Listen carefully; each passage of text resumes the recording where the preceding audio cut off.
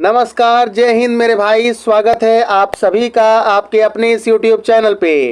यहाँ पे देखिए भाई, जैसे यहाँ पे चुनावी वर्ष देखने को मिल रहा है, ठीक उसी तरीके से उत्तर प्रदेश अधीनस्थ सेवा चयन आयोग यहाँ पे वैकेंसी पर वैकेंसी आउट कर रहा है।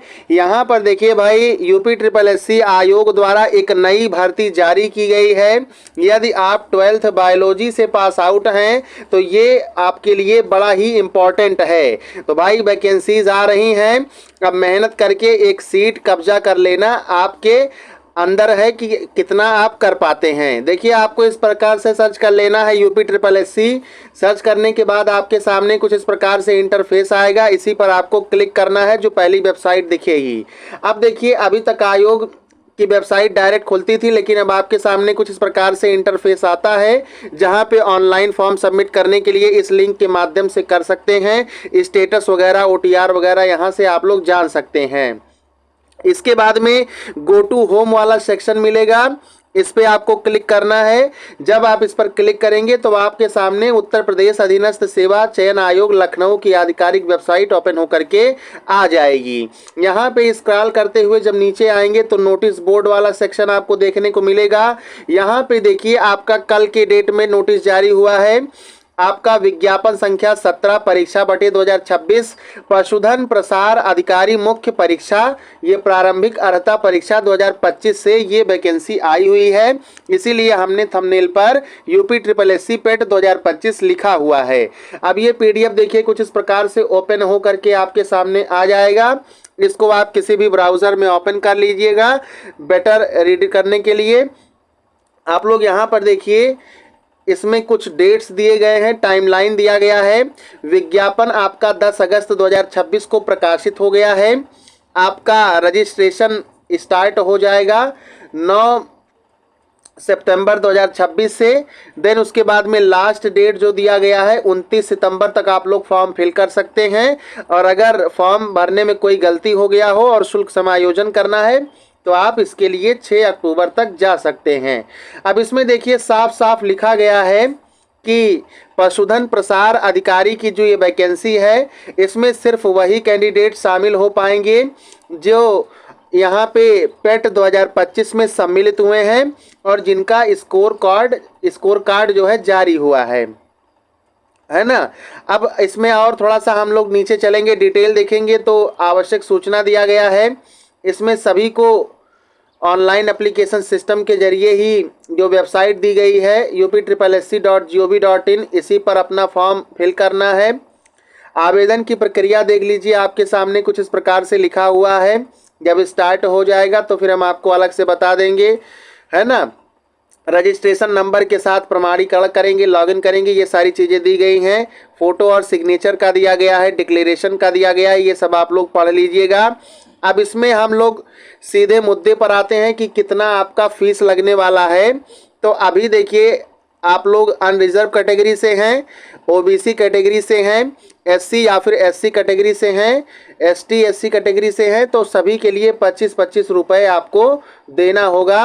और जब शॉर्टलिस्ट होंगे तब उसके बाद में आपका अलग से आएगा कि कितना फीस देना है। जनरली 200 रुपये करके आता है ना। इसमें देखिए लिखा भी गया है, मुख्य परीक्षा हेतु शुल्क का भुगतान केवल मुख्य परीक्षा हेतु शॉर्टलिस्ट किए गए अभ्यर्थियों द्वारा ही अलग से किया जाएगा। चलिए, प्रिंट आउट लेना, आवेदन पत्र में संशोधन आदि का दिया गया है, ये सारी चीज़ें देख सकते हैं। अब पदों का विवरण देखिए, कितनी सीट्स हैं टोटल। अब सीट्स की बात करें तो पहले देखिए, पशुधन निदेशालय में पशुपालन निदेशालय दिया गया है। तो पशुपालन निदेशालय में पदनाम आप लोग देखिए, पशुधन प्रसार अधिकारी का है। लेवल वेतनमान या फिर वेतन बैंड ग्रेड पे की बात करें तो लेवल 5 की ये शानदार वैकेंसी है। इसमें आपको स्टार्टिंग में 55,000 रुपये की सैलरी मिलेगी। इन हैंड सैलरी की बात करें तो यहाँ पे 45,000 रुपये आपको पहले महीने से सैलरी मिलना स्टार्ट हो जाएगा। इस विभाग में देखिए, पशुपालन निदेशालय में 1248 पद हैं, तो जिसमें से अनरिजर्व के लिए 500 और बाकी रिस्पेक्टिव कैटेगरी में आप लोग अपना देख लीजिएगा। सेकंड देखिए, यह भी आपका पशुपालन निदेशालय में ही है, लेकिन ये पशुधन प्रसार अधिकारी का विशेष चयन है। सैलरी आपकी वही है, बाकी पदों की संख्या आप लोग केवल देख सकते हैं, 3 ही यहाँ पे वर्णित किया गया है। पदों के प्रकार के बारे में बात करें तो इसमें दोनों ही प्रकृति के पद हैं, परमानेंट और टेम्परेरी, जैसा कि आपने देखा है यहाँ पे लिखा हुआ है। देन उसके बाद में आपका ये क्षैतिज आरक्षण का दिया गया है ना, जिसमें स्वतंत्रता संग्राम सेनानी, लो विजन वाले, है ना, आदि लोग यहाँ पर शामिल हो सकते हैं। तो ये आप लोग पढ़ लीजिएगा। जनरल हम लोग अनरिजर्व के कैटेगरी में ही बात कर रहे हैं। आगे चलिए, एलिजिबिलिटी की बात कर ली जाए। अर्हता क्या है इसके लिए, कौन कौन फॉर्म अप्लाई कर सकता है। तो पहली अर्हता तो आपके लिए यही है कि पेट 2025 में आपको अपीयर होना आवश्यक है। अगर नहीं पेट परीक्षा दिए हैं तो आपके पास अगर अर्हता है भी तो आप बैठे रहिए, कुछ नहीं कर पाएंगे।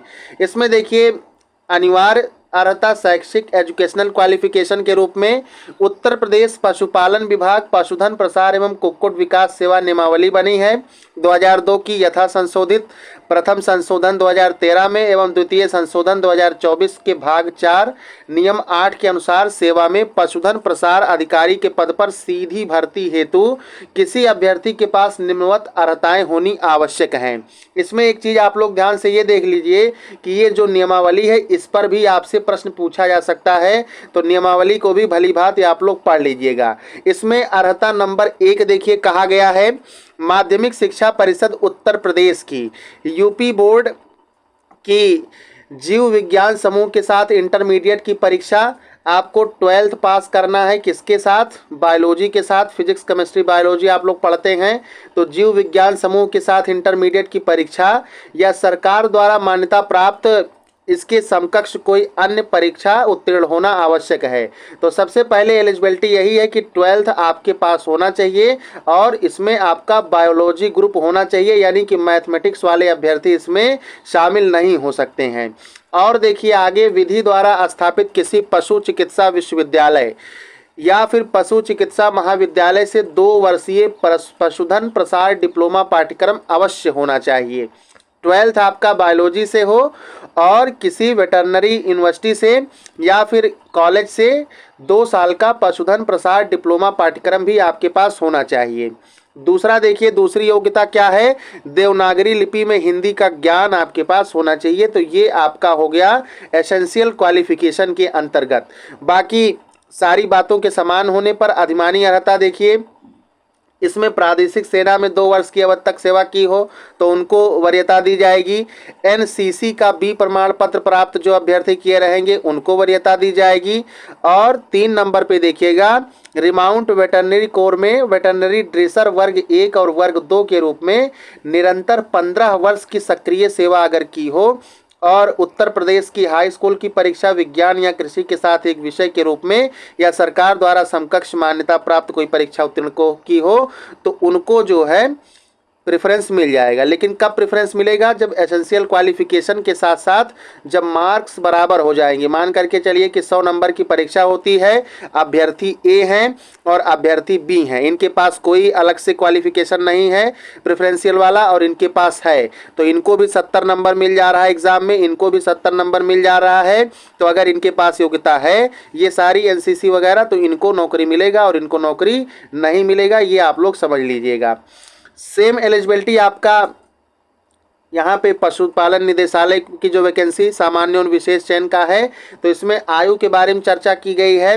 तो इसमें आपका 1 जुलाई को ही आयु की गणना की जा रही है। 1 जुलाई 2026 को आप न्यूनतम 21 वर्ष के हों और अधिकतम 40 वर्ष से अधिक आयु प्राप्त ना किए हों। ये बात है जनरल के लिए। बाकी अनुसूचित जाति जनजाति के लिए ऊपरी सीमा में छूट मिल जाएगी। चयन का आधार देखिए तो भाई परीक्षा है, आपका पेपर होगा। अब ये पेपर पैटर्न देखिएगा तो प्रश्नगत परीक्षा में एक पेपर होगा जिसमें कुल 100 क्वेश्चंस होंगे और 2 घंटे का ये पेपर होगा। इसमें नेगेटिव मार्किंग भी है 1/4 का। अब इसमें देखिए पाठ्यक्रम क्या क्या है, तो इसमें 3 भाग में आपका सिलेबस दिया गया है। पहले भाग में आपके सब्जेक्ट रिलेटेड जानकारी है, दूसरे भाग में यहाँ पे यूपी जीके से सवाल आएगा, कंप्यूटर से सवाल आएगा। तो दूसरा तीसरा भाग आपने देख लिया, जिसमें पहले भाग की जब हम लोग बात करते हैं तो यहाँ पे प्रश्न कहाँ से आएंगे, कितने आएंगे और नंबर क्या होगा। तो पशुपालन का परिचय, एनिमल हस्बेंड्री एक जो है आइडिया इंट्रोडक्शन, 5 क्वेश्चन होंगे 5 नंबर के। पशु शरीर रचना एवं शरीर क्रिया विज्ञान, इसमें 5 नंबर के 5 सवाल आएंगे। पशु पोषण की बात करें, एनिमल न्यूट्रिशन, तो इसमें 5 सवाल आएंगे 5 नंबर के। एनिमल ब्रीडिंग की बात कर लें, पशु प्रजनन एवं कृत्रिम गर्भाधान, तो 5 सवाल आएंगे 5 नंबर के। डेयरी मैनेजमेंट से 5 सवाल आएंगे 5 नंबर के। कुक्कुट पालन से 5 सवाल रहेंगे 5 नंबर के। पशु स्वास्थ्य एवं रोग प्रबंधन से 5 सवाल होंगे, 5 प्रश्न आपके पूछे जाएंगे और 5 नंबर इसके लिए निर्धारित है। पशुधन प्रसार शिक्षा आपका वही है 5 नंबर।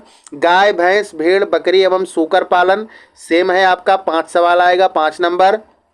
देन उसके बाद में डेयरी एवं पशु उत्पाद प्रौद्योगिकी, इसमें भी वही आपका पैटर्न है। पशुधन अर्थशास्त्र एवं उद्यमिता 5 क्वेश्चन 5 नंबर के। फील्ड ट्रेनिंग एवं प्रायोगिक कार्य प्रैक्टिकल वर्क पे 5 सवाल आएंगे 5 नंबर के। और व्यावहारिक भाग देखिए 5 सवाल रहेगा 5 नंबर का, यानी कि पार्ट ए आपका टोटल 65 मार्क्स का होगा 65 नंबर का, और 13 टॉपिक्स रहेंगे, तो प्रत्येक टॉपिक पे आपका 5-5 नंबर का 5-5 सवाल रहेगा, तो 65 सवाल आपका 65 नंबर का यहाँ से हो गया। देन भाग 2 और भाग 3 की बात करें तो भाग 2 आपका कंप्यूटर है, इसमें 15 सवाल रहेंगे 15 नंबर के। और उत्तर प्रदेश राज्य से संबंधित सामान्य जानकारी के 20 प्रश्न होंगे और आपके 20 अंक निर्धारित होंगे। इस प्रकार से 65 और प्लस 15 और प्लस 20, तो इसको जब आप लोग सम टोटल करेंगे तो टोटल 100 नंबर का क्वेश्चन पेपर आपका होगा। यहाँ पे सिलेबस आप लोग देख लीजिएगा एक बार, जो डिटेल में दिया गया है, क्या क्या चीज़ें शामिल की गई हैं ये आप लोग देख लीजिएगा, है ना। तो जैसे ही एक बार आपका स्टार्ट होता है फॉर्म फिलअप, आपको अपडेट करके बताएंगे। साथ ही साथ यूपी जीके और कंप्यूटर की क्लासेस यहाँ पे 9 बजे रात में चलती हैं, तो उन क्लासेस में अपीयर जरूर होइए।